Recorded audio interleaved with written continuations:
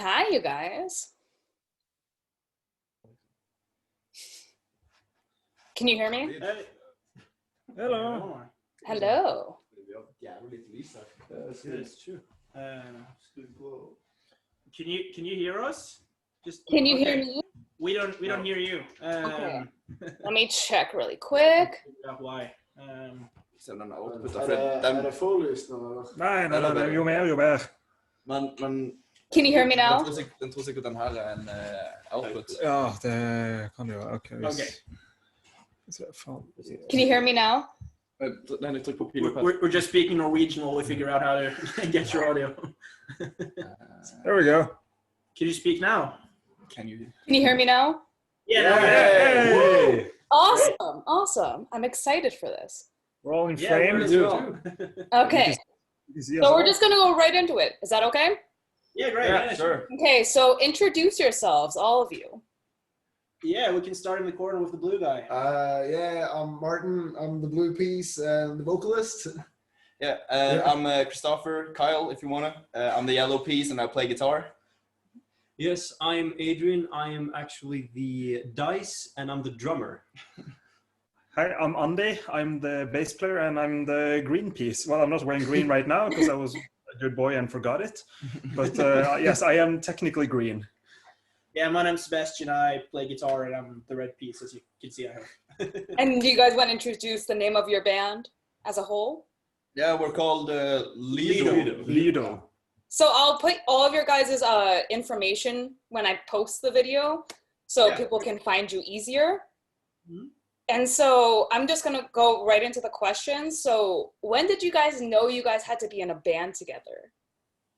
Was it something specific or like, was it just, oh, we're great together? Gradual process, definitely. It's the classic story of smaller bands merging into bigger and bigger bands until we finally became one group. We've all played together for several years in different local bands and stuff, and we just finally ended up as the colorful ensemble we are today. Yeah. Did you guys know each other from like high school, or like how'd you guys meet? Well, some of us knew each other from high school and stuff, but you know, we're from different parts of the country down here at the south in Norway, so. Yeah, me and Martin is from a small town way outside of any, I don't know what to call it. Any big city. Any big city. We're just from far out in the country. And he moved to Kristiansand, where we are now, to go to a music high school. Yeah, which is where High School Musical. Yeah, that's where everyone in the band went except for me. Awesome. For each of you individually, how long have you guys played the instrument you guys played? Well, I got my first guitar when I was 10 years old, and I wanted to play guitar and be just like the guys in Metallica, which are my idols, you know, to be true metal. Yes. I think oh Lord, that's a difficult question because it's like a big gray area from when I was like 9 till 12. So it's like ish when I was between 9 and 10 and started playing bass and guitar. Kinda, Sorta, yeah. So I've been playing for around 10 years, 11 years. I've been playing for, I don't know, I think I was 11 when I started playing guitar. I used to play, I played drums for a few years before that in a marching band. What? Yeah, we didn't have a drum teacher. So we usually just sat there and didn't learn anything, which is why I'm no good at drums, which I think they can confirm. But I started playing guitar a few years after that, and I just been playing for a few years now. I started playing drums when I was very young, but it was never this serious. It was just more of like a fun thing to do when I just came home from school. Until I went to middle school, and then, you know, we had like music as a subject and everything, and everybody was like, oh, we don't have a drummer. And then I was just like, Here he is. I'm here. Purpose in life. And then I just started playing, and then I fell in love with it. I just started, you know, expanding my mind of all this drum stuff, and, you know, until I finally ended up here. On this couch between four sweaty dudes. Yeah. I love it. I started screaming like the day I was born, and like I haven't stopped since. So yeah, that's my story. Yeah, he never shuts up. Like No, Yeah. no, never. This is really quiet for him. yeah, this Yeah. is weird. It's like a finally he's acting normal. No, this is not normal. That's what's weird. The keyword is That was great. He can behave when he has to. If you just like give him a candy piece every now and then. Yeah. Did anything inspire you guys to play the instruments that you play now? Is it something that was like, oh shit, I have to play this? Or was it just... I mean, he used to listen to Metallica, like he said earlier. And I still do. He still does. I used to listen to a lot of Iron Maiden and stuff when I was a kid. I wanted to play the cool riffs, and then I sort of got more of a punk inspiration later. I didn't want to play the complicated metal riffs anymore. But now you do. Now I do. It's like, now I kind of have to. Yeah, I don't have a choice. but also I know it's this as for you, Yeah. Adrian. With we got like some family in our families that also play instruments. So we took a lot of inspiration from your dad. I took from my dad. Yes, he was a drummer. He's originally from Bulgaria. Okay. And you know, the reason why he's in Norway now is because he played the drums, and then he was playing all around Europe until he settled down here in Norway. And I just kind of, the reason I began playing the drums originally was because I wanted to like continue the flame, and become like the next Nikov in line to be the next drummer. Yeah, That's what makes me jealous about you guys, is that I feel like Europe has a lot more, you can get more music influence than here in the United States. Yeah, sort of. But like, ironically, we do listen to a lot of the bands from the States. A lot of our biggest heroes are from the States. But I think it might have to do something with like Europe it's a smaller it's just a small continent, while the United States is a huge country. Yeah. With lots of, like, Europe is very, very densely populated, so it doesn't really take that long to drive between the countries. Yeah. Exactly. And sort of the language barrier as well, because like here in Scandinavia, at least, we speak Norwegian, but we also understand Swedish and Danish, for example. Yeah. And just learn a bit of German or something in school. So we can experience more European music than you can if you only speak English. See, and that's the thing, is like, here in the United States, I'm in Los Angeles, so it's like, it's easy to get everything together. Yeah. This is kind of the music capital.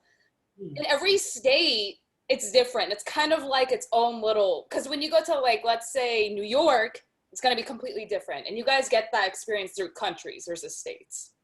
Yeah. Countries. Yeah, definitely. That's one of the things I think also people, like, when they separate Europe, they often think of Europe as a national unity. I mean, it is in reality just a bunch of different countries clinging onto each other with very, very different cultures. Yeah. But also with the American music scene, I think it's a bit more, it's a very diverse scene, but it still has a certain uniformity in like the music that's been created and the popular music. Well, since we have very, very old, diverse cultures here, it's a very different experience, I think. Yeah, he's the smart guy. Nerd. As you could tell, here he is. But like, I feel like as far as the United States goes, I feel like a lot of our music influence now has come from like countries like England. I think England is our primary influence, because like bands here are very influenced by bands like Pink Floyd, Queen, all of the English bands that wanted to tour here in the early 70s, 80s, 90s. Yeah. And so I feel like that's where a lot of the American influence comes from. Yeah. Oh, well, it's true, because you have seen in history from like the 20s that England and the US have been like feeding off each other in the music they've been making. So it's kind of interesting to see it happens today. Yeah. Also. Now that brings up a separate question, is that, have you guys ever wanted to tour in other countries besides, the European countries? Have you guys ever wanted to go to like Asian countries or come to... Definitely. Yeah, definitely. That would be Of course. If we ever get the money and the visas and all the... When?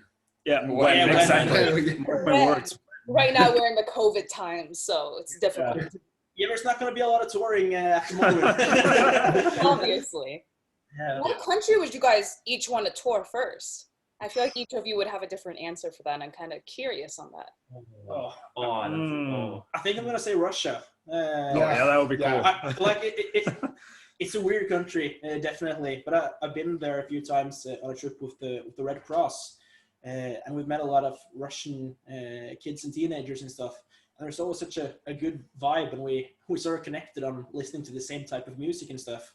So I think it would be really fun, and it's a country I just love because I've been there. I like that. Personally, I think the first country I would want to tour in is actually Japan, because the hardcore scene there is freaking amazing. I've began listening to a lot of Japanese music, just kind of like, I'm kind of like a Japanese nerd. I'm weeb. But the scene there, musically is so amazing, and there's so many like music, how do I explain this? It's just so diverse and amazing that if we ever came down there, I think they would really enjoy listening to our music, at least. I think I would go to Brazil just because of memes. Come to Brazil. Come to Brazil. I think I would.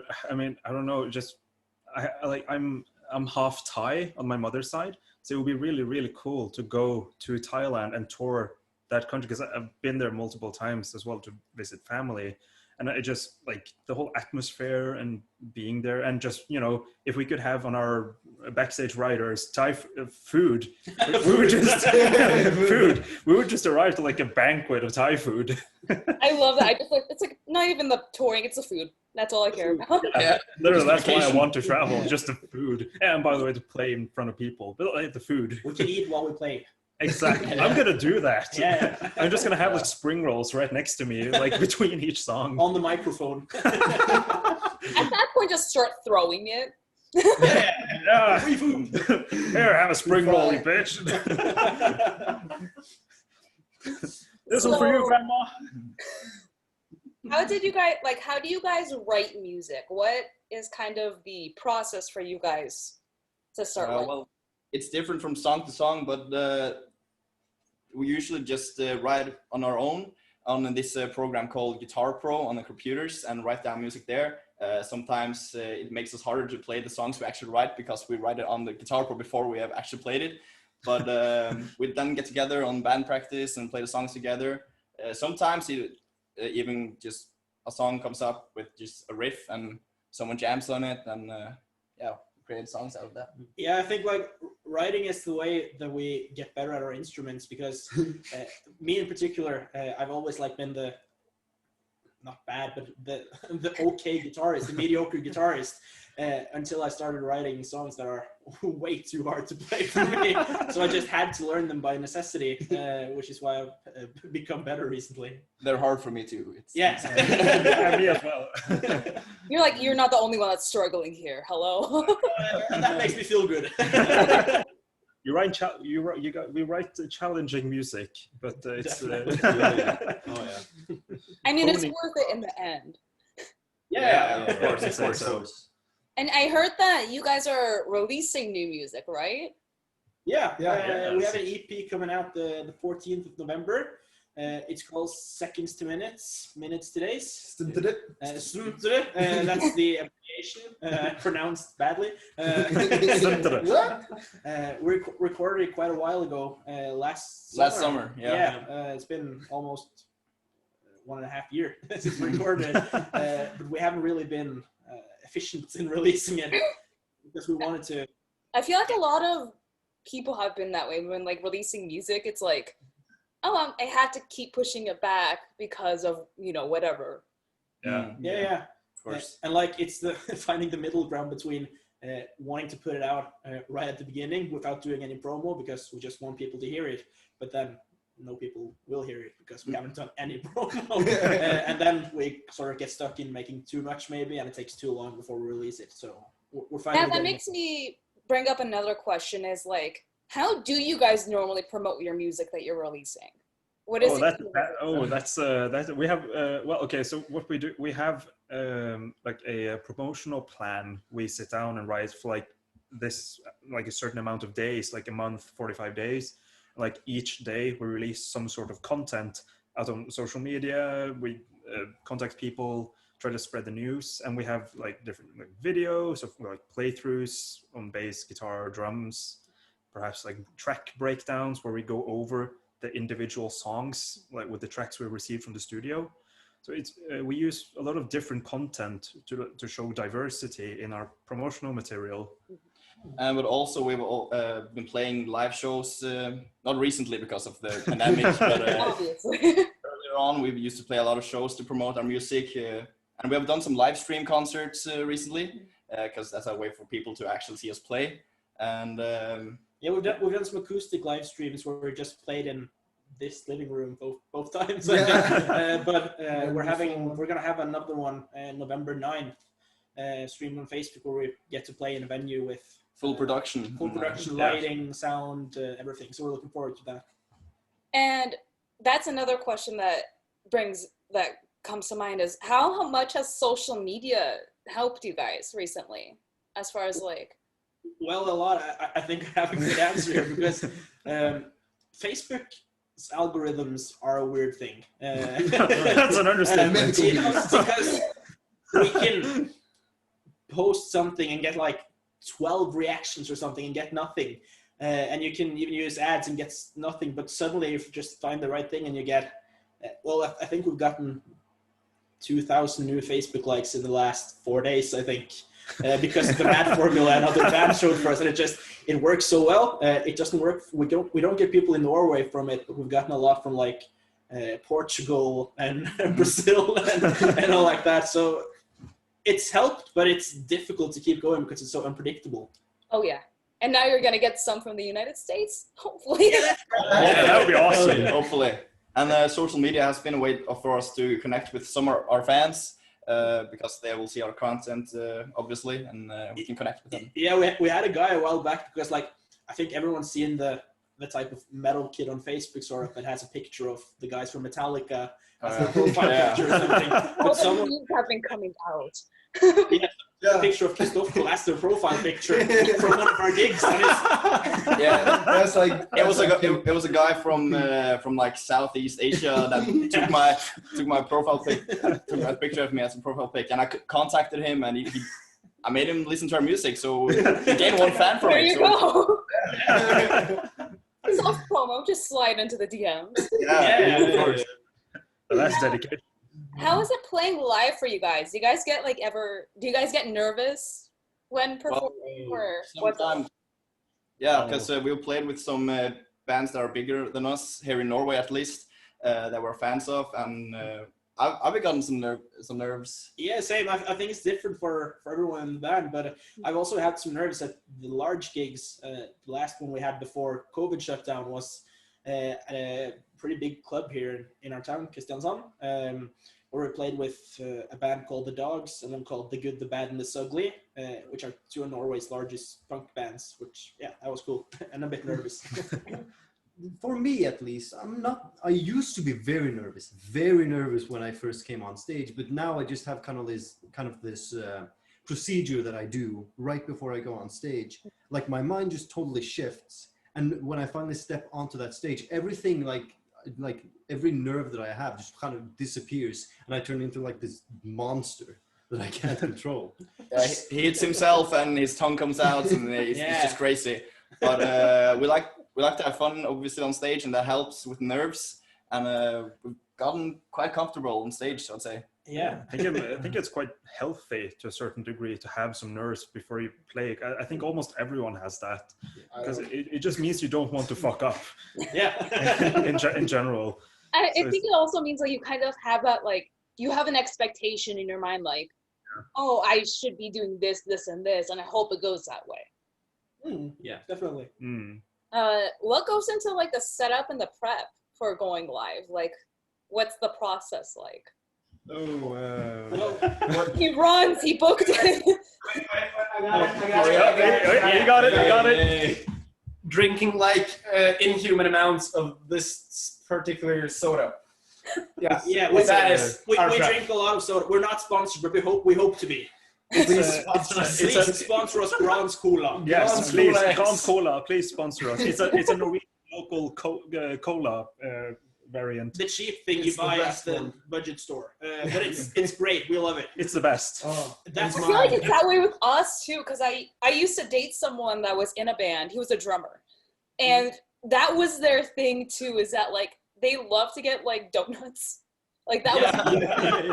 So I feel like every band has that like one staple item. Yeah, we have that, and we have another thing. It's sort of embarrassing, but it's quite funny. So I think we're gonna tell it. wait. Like we think sometimes that some sorts of metal music can be quite cringe. The entire image and stuff, like with the corpse paint and everything like that. So we sort of made it into a joke. So before every gig, we have this ritual where we put our hands together like this, and we say, "Metal Boys!" I love it. That just, I don't know why that Cringe through the entire gig. And I get harassed a lot because I'm metal through all, you know, and I fucking love metal. He listens unironically. Unironically, I listen to a lot of metal, and yeah. I do Did too. any I of just you guys like? for it. Did any of you guys like not like metal before going into this band, or is it you all liked it? I mean, also we like the music. We just find the image sort of cringe sometimes.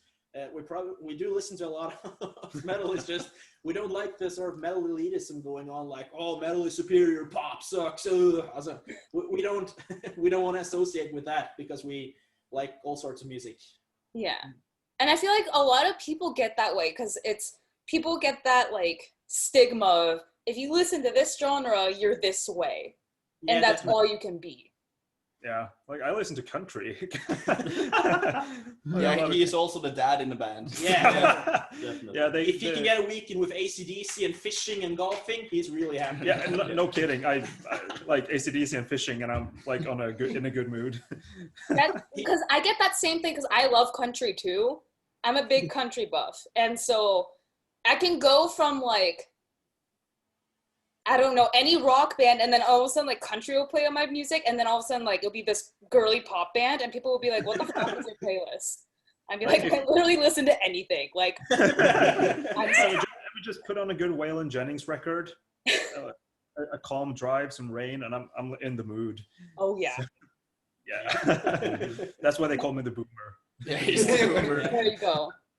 People make fun of me for that too because it's like my favorite two artists are Ed Sheeran and The Weeknd.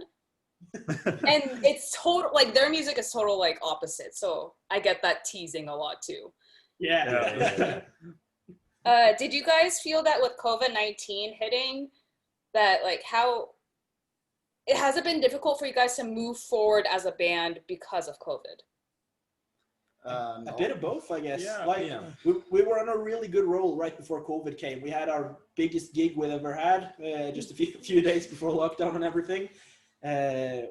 Things were going well, but then COVID came and things were hard. But at the same time, we got a lot of time to write songs that are way better than we would have if we hadn't, if it hadn't happened. So we're sort of happy about it in the context of that we're working on a full-length album. That would not have been as good if COVID hadn't happened, probably. It forced us to actually do some work. But we truly miss playing live shows and meeting people and playing in front of people and just feeling the music, man. Yeah. Do you have any like, if you had to kind of tell anyone any advice related to COVID and as far as like specifically bands, what advice would you give to others that are trying to get like into writing again or into like what advice would you give COVID related? Well, make the most of it, I guess, because when you're in lockdown, you need to do something. You can't just sit on your ass and be bored all the time. So write a song or chat with your bandmates, do something productive, I guess. Yeah, just like, and don't, if you want to get writing, don't get stuck on the small things. Just write a song, and if it sucks, just discard it and write something better. Yeah, just finish it. Good, man. Yeah. And when you're in that situation, try to like get more influences. You know, when you're in lockdown, you can't really talk that much to people, go out and like do stuff. Try to, you know, maybe like read a book or try to get. Come on! Okay, watch a new TV show. Yeah, great. Yeah, there we go. There we go. Yeah. Okay, but like try to get new influences. Try to like expand your mind, man. Like Go for a walk. Exactly. Do something Inside. Inside. Try new things. Like just don't be stuck in the same thought patterns. Try to be open to things. You know, this is a perfect LSD. Like, do everything that's in the intro song to Phineas and Ferb. Yeah, so just try to like not shut yourself down mentally, and like don't try not, like, it's difficult, I know, but like try not let the whole situation just bring you down. And if it brings you down, write a song about it. There you go. It'll probably suck, but you know, it's better than nothing. Now, is there COVID-related songs in the next couple of years? There's going to be so many songs about COVID, and we're going to get so sick of it. I can't wait till the top 40 charts. Yeah. Wow. I feel the same way here, because right now, funny enough that you bring that up, we're in the election right now. And so we're getting so much, just everything about the election. It's just like, I don't want to listen to politics anymore. And I feel like the music industry is going to be the same way with like any COVID related to songs or. But could I ask you about the election, because we definitely get a different view of it here in Norway than it was in the States. But how does it seem statistically over there? Because here it seems like it's basically 50-50 about who is going to win. So right now, as far as the stats are here, Biden is a little bit ahead. He's like at 53%. Trump is in the 40s%, or like low 40s. And then the other presidents, whoever else is running, is trickling down behind them. Yeah. Is that the like nationwide statistic? Yeah. So I would imagine in California, Biden is a sure winner. Yeah, for sure. Well, because it really just depends on every state, and it's kind of funny to hear every state be so different still, because like I'm hearing in Texas, let's say, they're trying to convert the state to be going from Republican to Democrat. Oh. And you hear that and you go, what? Like, what are you doing? So it's kind of funny to hear that. When I hear Texas, I hear oil, Jesus, and more oil. Yeah. That's all I hear. Yeah, because here, if you go from Texas and you just go along the south, it's big trucks, land, country. I got a big truck. Basically. Yeah. And bro country. Yeah, definitely. The United States is just weird. We're in a bubble of like oddness, so. It's very interesting. Do you know how like the world view is on the United States? Because it's so funny enough, I'm Middle Eastern. I'm Persian. I'm Iranian. Oh, cool. And so I get that perspective, like how the Middle East views it. And I have uncles in Spain. They're in Madrid.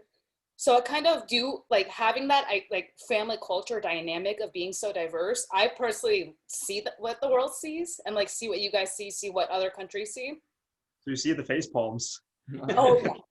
I see the nods and the what the hell are you guys doing? You kind of see the fire go around the United States, and you just see every other country being like, we're watching you, like, if you guys go down, we go down with you. Don't take us there. It's actually kind of entertaining, I'd say. I mean, it's sad and entertaining at the same time, because it's like big, great, industrious country going, well, down the gutter. Yeah. Oh, yeah. And that's the thing is that, like, wait for the next season. but that's the thing is that, like, a lot of people from other countries see us in the United States and they're like, they don't do their research internationally. Like, they don't know what's going on in other countries. And then there's people like me there's others that are from other countries. Obviously, it's a melting pot. Yeah. Yeah. So we know our shit. The ones that are originally from there, we see it. We see what you guys see, so. It's not what is like what is projected by the United States, like the whole. It's a very I don't know, how should I say, like not directly egotistical, but a very self-centered patriotism. Also what we call nationalism, but yeah.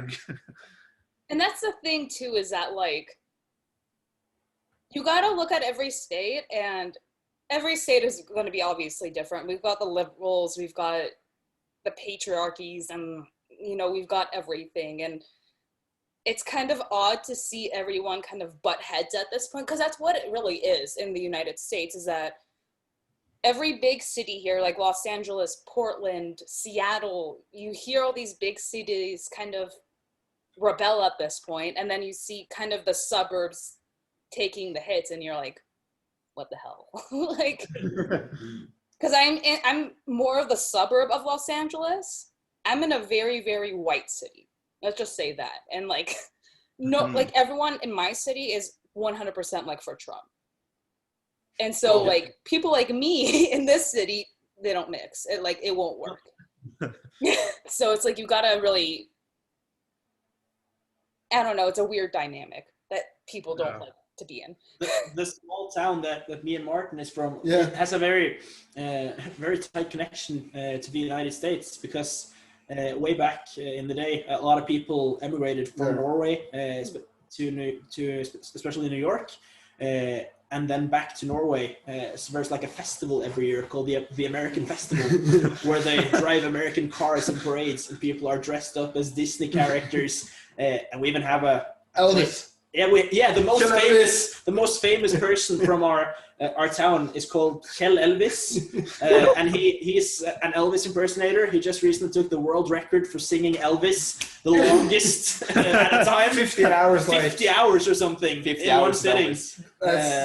So in our town as well, there's a lot of Trump supporters. And one guy bet at the last election. He made a bet and he won like, it's $20,000 or something. Yeah, so he bought a car where it said Trump on the car or something. Oh my god! Yeah, it's really it's so cringe. That's beautiful. How it is here though, because like in my city, it's like I can easily say 90% of the population here is white, just straight up like white. And so, like I remember I was driving down the street recently, and there was a like protest, not like a protest, but like people supporting Trump, and I was literally just driving down the street, and like, mind you, I'm a libertarian, so I'm not really Republican or Democrat, and so I'm very whatever. I was literally driving down the street, and this like Trump supporter like tailed me and was just honking at me, and I'm like, what the fuck? What are you? Like, get out of my head. People here are very like, the election has caused so much drama, and you're like, yeah, I can imagine. Yeah. So we're at that point where we are 2-3 weeks away from the election, and you can't really do much except for vote. Yeah, true. Yeah. Well, elections are really different here in Norway and the States, I can say. Yeah. Yeah, because you have like, is it the electoral college is called, where you, because that's always sounded weird to me. Yeah, that's a weird because system. you choose someone to vote for you, or am I Yeah, no, you're right. And like, there's basically no point in voting because of the electoral college chooses majority, vote. And so a lot of people here, a lot of social influencers are saying vote, vote, vote, but realistically, what difference does it make if the electoral college? Because that just sounds like voting with extra steps. Yeah. Yep, you're right. So yeah, because I don't really understand. Like, okay, I get it why, because it's like a consolidation of power thing. Yeah. But I saw like the whole, as it called, like gerrymandering, what it's called. Like when they drew up like the election districts, I saw like a documentary about that. And they change it. Yeah, they change it based on the demographics. It's like, how is that even legal? Each their own, I guess. I mean, I wish I had an answer. Yeah. Is there any last pieces of advice you guys would like to give or say? As you guys are snuggling over there. I see you. Love each other. Love each other. And check out our EP when it drops. Yeah, that's a good advice. You'll find the links on our Facebook, our Instagram, our Spotify, everything. MySpace. Yeah, we'll make a MySpace just for this. If you don't understand, It's just MySpace. I love it. Yeah. Well, I'm bringing back MySpace here, so why not? We'll definitely get on the bandwagon. I'll definitely put all your guys' social media down below in the description. And yeah, that's... fantastic. Thank you for being a great host. Yeah, Thank you for joining me. This was actually really fun and hilarious. So I'm good. All right. It's So great for us because it's really exciting when people abroad notices us and wants to interview us even. Yeah, I was very surprised when he sent us a message in the because we group met in the chat. Punk Rock MBA. yes. Yeah. And I saw you guys, and I immediately was like, "You guys would be amazing. I want to do it." Last week, not last week. The last episode I did of this was she came from Scotland, and she moved here to the States, and she does ghost hunting stuff. Okay. And so I love, talking to people internationally and really just getting a perspective on the world that way. Yeah. You should try to get the Elvis impersonator guy I talked about. Yeah. 50 hours. Send me the information, I'll do it. Yeah. That'll be so cool. Yeah. All right. So I'm just going to end it here. Yeah. Have a nice day. Yes, You have a too, nice day. and we'll keep in contact for sure. Yeah, definitely. Awesome. Really cool people, so Yeah, you as well. thank you. Bye-bye. Bye. Thank you.